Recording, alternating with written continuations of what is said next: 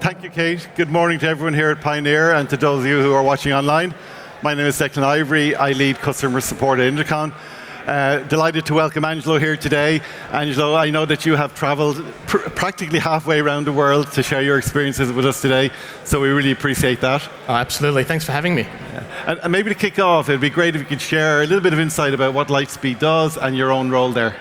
Absolutely. So Lightspeed Commerce is a one-stop commerce platform.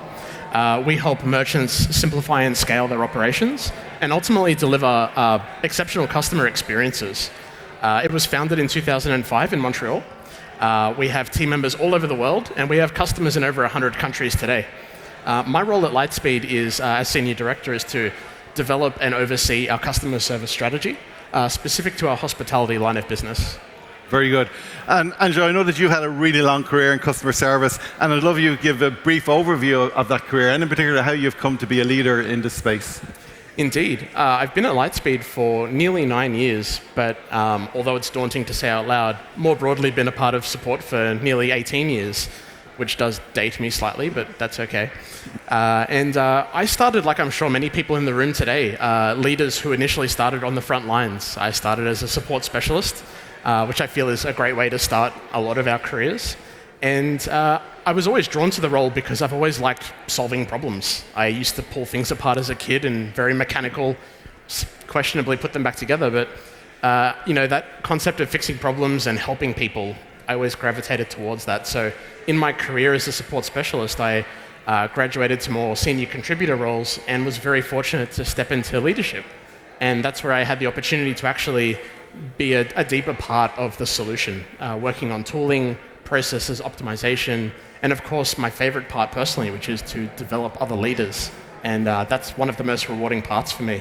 And in fact, I would say, I don't know if people are aware, but this week is Customer Service Appreciation Week. I'm sure many of your teams are celebrating, and it would be a missed opportunity if I didn't do a huge shout out, certainly to the Lightspeed support team and customer teams, but all of your support teams as well. It's a lot of hard work, and we appreciate you all a lot. I love that call out, Angelo. Our teams do great work day in, day out, so it's great to celebrate them. I also love the fact you talked about problem solving. You talked about your passion for support. And when you think about that, passion for CS, you've been focused quite a bit over the last while on driving an AI-first strategy. And what impact has that had for Lightspeed? It really has changed, I guess, what we've been focusing on, as you say, for the last nearly 18 months now. The impact for us has been very multifaceted. If we look at AI Agent, for example, we have a 99% involvement rate. So we've really put Finn at the forefront of all of our conversations up front. And from there, we also have 95% of those with an answer, which is incredibly validating for our hardworking content teams. They spend a lot of time writing articles and guides. So the fact that Finn is confidently able to supply answers means that we're seeing the strength in that content. So having that answer rate is really important. And the net result of that is a deflection rate, or I prefer a resolution rate, of anywhere between 45 to 65%, depending on which of the Lightspeed products that we're referring to. And that has a very material impact on our operational volume and is very beneficial to us. But if we pivot to Copilot, we then get some more internal operational benefits. Copilot has really augmented our whole training strategy. I'm sure many of us, if we've all worked in support at some point, you go through a couple of weeks of training, there's some shadowing, and then you go live. Copilot has totally changed that for us. Shadowing still exists, but the person that you go to ask for help can now be Finn. And it's very real time and you're not hunting for the right Slack channel. So that's really helped change our team members' efficiency. And the net effect of that also is because team members can get those answers quicker, we're seeing a reduction in our handling rates as well. So it's been very beneficial all around. Very good. I mean, it's really awesome to hear about that impact. But obviously going down that road, there are challenges. And what are some of the main challenges you face implementing AI with your team? Yeah, look, when I've thought about this in retrospect, I really split it into two categories. The first one was change management, and the second one was communication. If I look at change management, our support operation is many hundreds of people, very geographically dispersed, 4 languages. So the reality is you can't flip a switch and hope that it's going to work. for our teams to really be on board and for this to be successful, we had a strong focus on enablement. So what that looked like for us is we leveraged Intercom's Academy. We have a wonderful training team, so shout out to our support trainers as well. But they developed very Lightspeed specific content as well, very relevant to how we'd be using Intercom. And beyond that as well, we implemented what we called hypercare. So from the moment we went live for the 30 days following, we had a direct line between every support agent and all of our internal systems teams so that we could identify any speed bumps, opportunities, things we could tweak and fine tune so that by day 2, 3, and 4, we were fully dialed in. So that really helped in terms of really bracing for the change and smoothly implementing it. And on the communication front, in the lead up to I guess, go live for us, we really looked at more than just educating our support teams. We brought everyone on the journey. We were telling all of the go-to-market teams, we were telling marketing, we were telling our customers. We wanted to make sure that when we introduced this, it wasn't a shock and that it was very smoothly adopted. So that was very important for us. And even once we went live, we were then sharing successes and wins, like screenshots of really great chats that we saw, great customer feedback. If we saw opportunities to improve, we were very forthcoming. And by having the whole business included, it actually created a really interesting effect of getting a lot of auxiliary teams asking more questions, like how does this work and how can I be involved and how can I help tune this more? So it was really great to see a lot of people want to be a part of the customer journey. I love that kind of approach. Like AI is a technology, but you've majored on the communications piece and also on the change management piece, which is really, really interesting to hear. And obviously a lot of focus was on AI agents initially, but when it came to implementing Copilot with your own team, how did that go from a change management point of view? Yeah, Copilot was a really funny one. And I say that because we initially adopted AI agent. Copilot didn't exist. Yeah. And I think about a week in, we're like, we should totally have this for us. Like it was so logical that this should exist, like Finn for our team. And about a week later, our account manager was like, hey, do you want to try Finn for your teams? And so Copilot was very logical in that sense. And because it was so logical, the adoption was seamless. We thought we would have to do enablement, but the reality was as soon as it popped up in the interface, people just gravitated towards it. And once they realized the value, they would come back to it, especially our newer team members. So that one was a very simple win. Excellent. Great to hear that. And you did mention and touch on that, from a communication point of view, you talked to all of the company. So how did you bring stakeholders on board in this kind of project initially?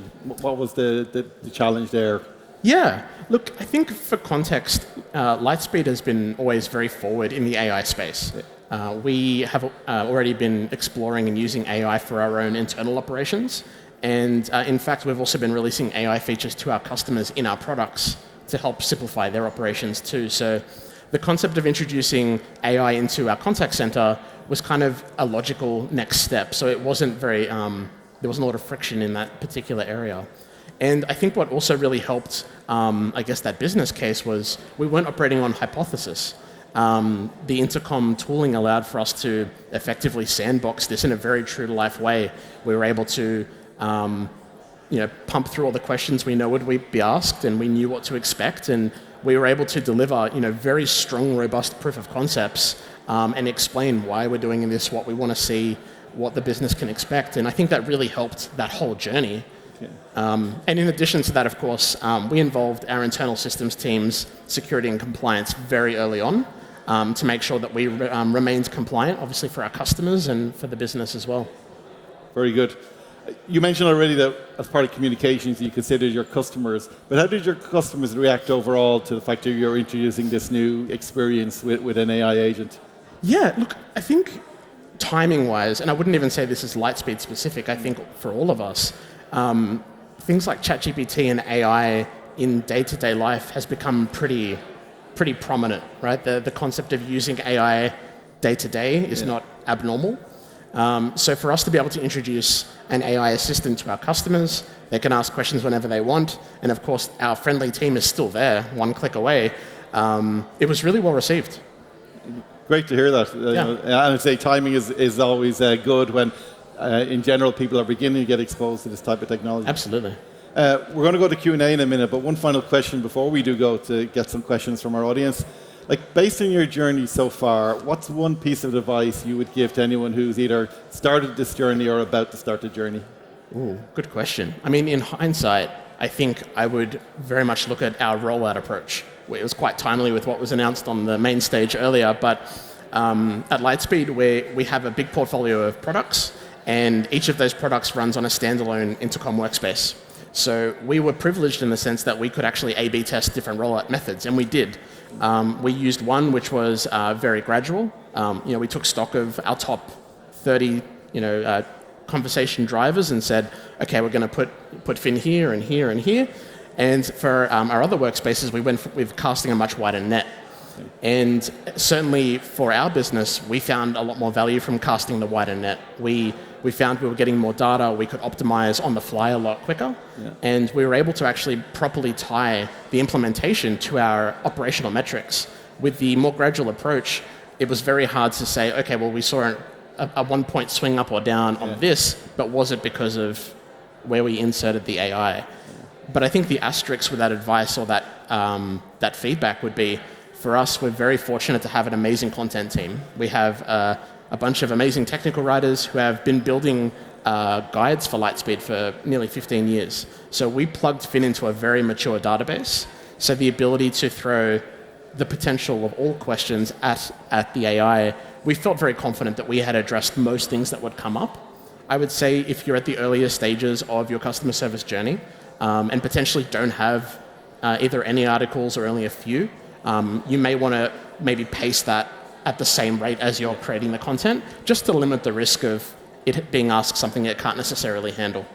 Very good. So in essence, if you kind of plan well, you test well, but then you can actually accelerate the use of the technology pretty quickly, so you're seeing all of the impacts and all the benefits. Absolutely. And it's really unlocked a lot more time and bandwidth for us to now look at what do we do next. Whether that's new functionality that we get access to, but even on the human side, we're now looking at what does the role of a support specialist look like now, and what does that mean for them. We're very fortunate to have an amazing people and culture team, and they've built a career GPS for all of the roles at Lightspeed, and we can now take stock and go, okay, so for support, we've now augmented, what questions are being fielded by each part of the business and by AI, and what can that person now do for their own personal development that benefits them and the business. Excellent. I love that focus on the team and how they're developing as a result of AI. We're going to start with some questions now, and we have the first one online from Said from Plan Day, and the question is, Finn can hallucinate and not always give the right answer. How did you approach that margin for error? It's a good question. I think part of it was mitigated. Thank you for the question. It wasn't just a good question. I appreciate the question.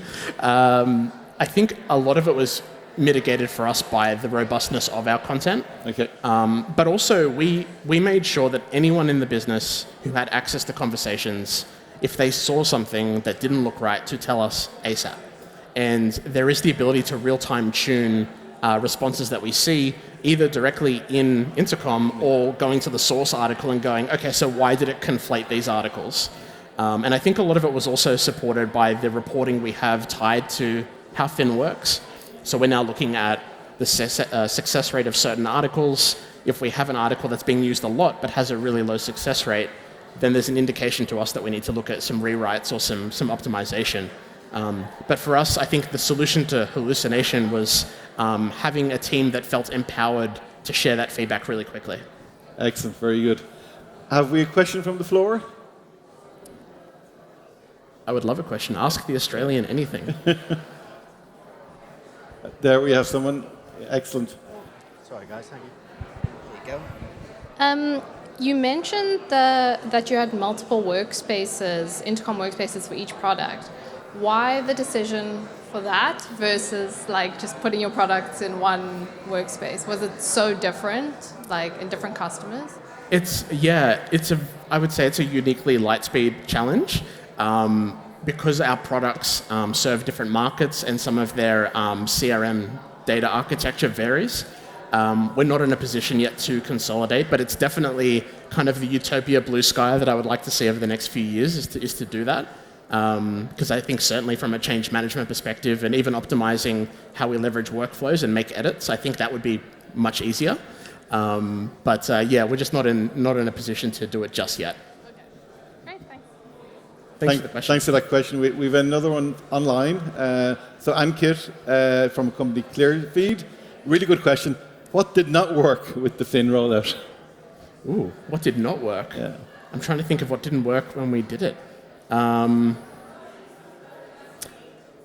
It was a small thing, but we have for the Lightspeed solutions we have I'll use our hospitality products as the example. It's a point of sale solution. It runs on iOS, and we also have a back office that uses a web browser and a help center that uses a web browser.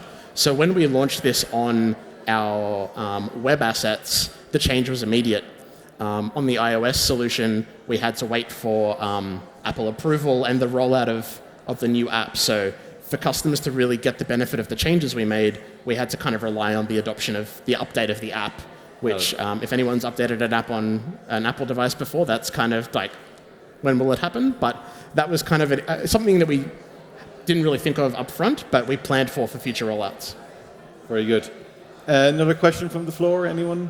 Yeah.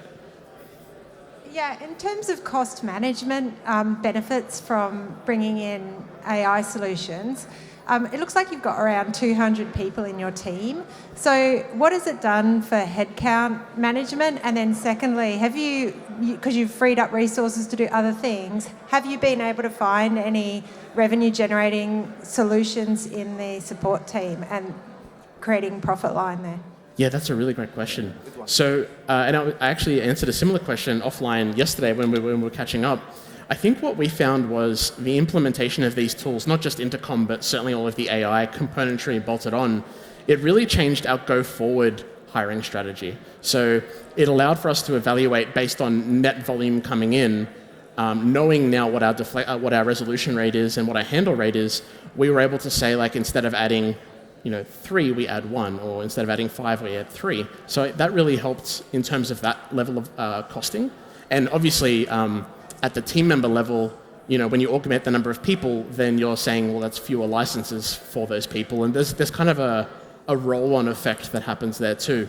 And then in terms of, something I feel very strongly about, support organizations are typically not a revenue center, right? But people often forget that we help with churn. And we are a retention center.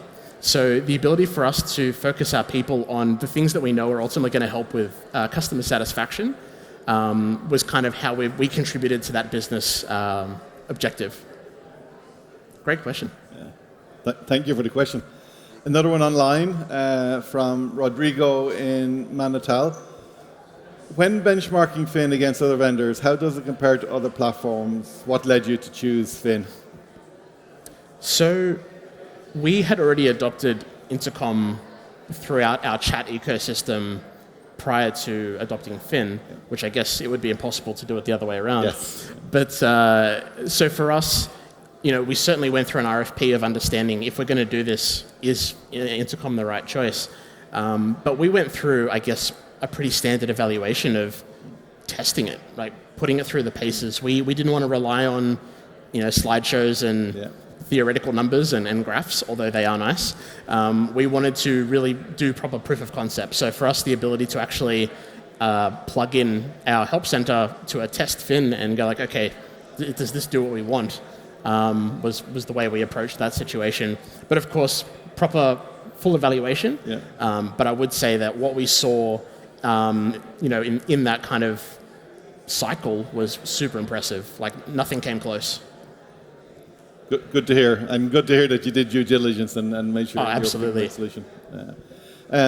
Any other questions from the floor? Yeah. Hi. I actually had a follow-up question from the lady just before around the team. You're talking a lot about the content and the need for good content to plug the AI. You talked about being able to free up time for the team. So have you seen a shift in the skill sets you need for your customer supports team, and have you changed the kind of repartition between content, QA, kind of replying to the channels? all of those things. There's so much to unpack, so I'm going to try and make it all work. But I love the question. So one of the first things we noticed was because the AI was handling a lot of the easier questions, when we think about the experience of a new support agent, they're not encountering those as much. So we had to really augment the training plan to account for that. Not a bad thing, where we're teaching them more complex skills, but it did really change how we approach training, for one.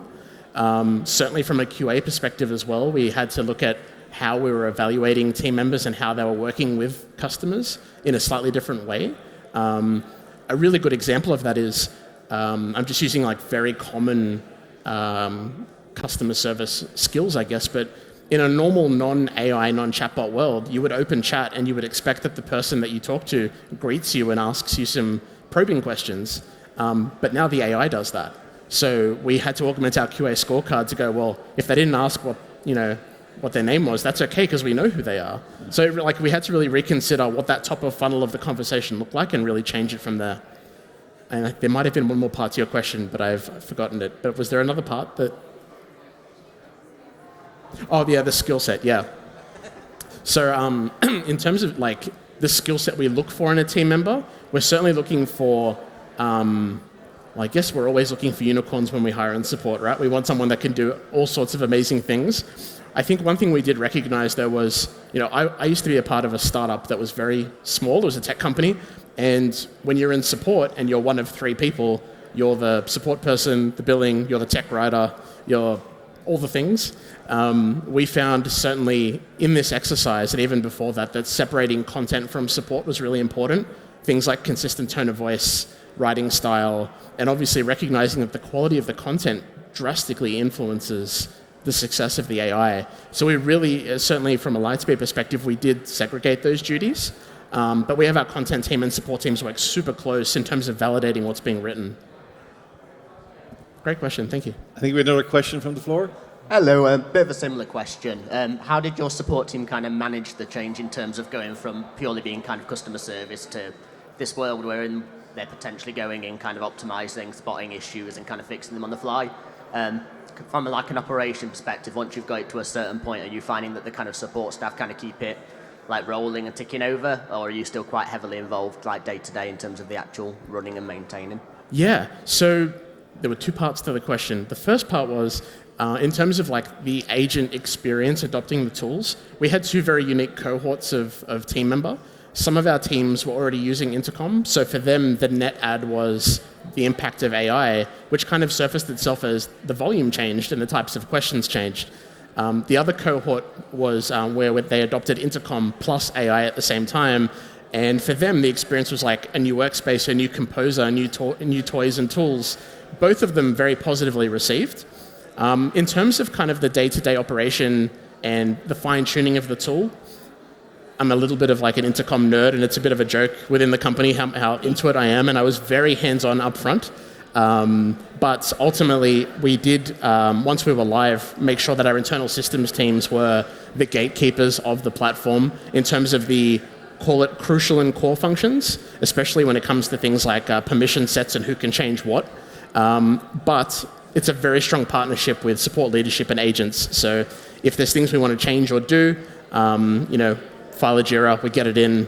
We're not waiting very long. It's an amazing team. There's someone in the audience from that team, so I'm always going to be very complimentary, but shout out to our internal systems teams. But yeah, it's over time we found that the level of tuning does decrease, and in fact we find we get re-involved again when there's new alphas and betas to play with and to understand what the value of those will be. Thank you. Angelo, we have time for one more question from the audience, and it's from Hayley from Cato, and the question is, any advice on how to encourage customer adoption and engagement with Finn's responses? Yes. Okay, so I have two answers. Was it Hayley? Hayley. Hi, Hayley. I have 2 responses to that. The first one is we found tremendous success through how we prompted our customers when you open the messenger.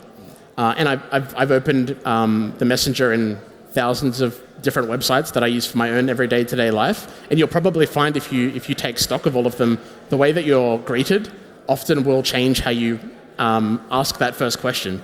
If you just say like, hi, how can I help? There's a good chance that the answer is going to be one word, and then Finn really has to try extra hard for a good answer. So we have a very kind of a slightly lengthier introduction that says, hi, how can I help? These are some things you can ask me, example XYZ, and that means that there's a higher likelihood of a better question, and then hence a better experience, and then a repeat customer. So that's the first thing. And then the other thing I would recommend is leveraging the proactive messaging tools within Intercom.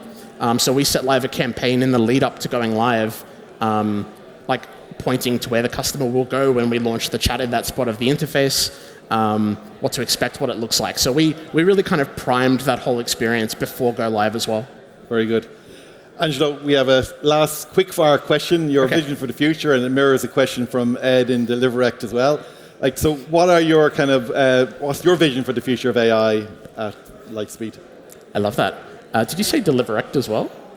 Sorry, Ed from Deliverect actually asked a similar question, okay, so cool. I'm kind of wrapping it into our final vision question. I was going to say shout out to Deliverect, great integration partner of Lightspeed. Yeah. So in terms of the future and the vision, for me, I feel like we've already made tremendous ground with what we've implemented today. I think the next frontier is around our data and the way we analyze that data. So I was very excited to see what was announced on stage today. Excellent. I think customer service teams have for a very long time relied on very manual categorization methods. We rely on our team to pick drop-down lists. And often those categories can be broad. So I think the ability for us to, at scale, inspect those conversations and look at topics, sentiments, resolution drivers, without having to do as much manual inspection is going to really change the game for us. Thanks. Angelo, that's great insights into the future with Finn and all the work you've done today. Thank you for your time, for sharing it with our audience here, and thanks for all the questions. Thank you. Thank you so much. Appreciate it.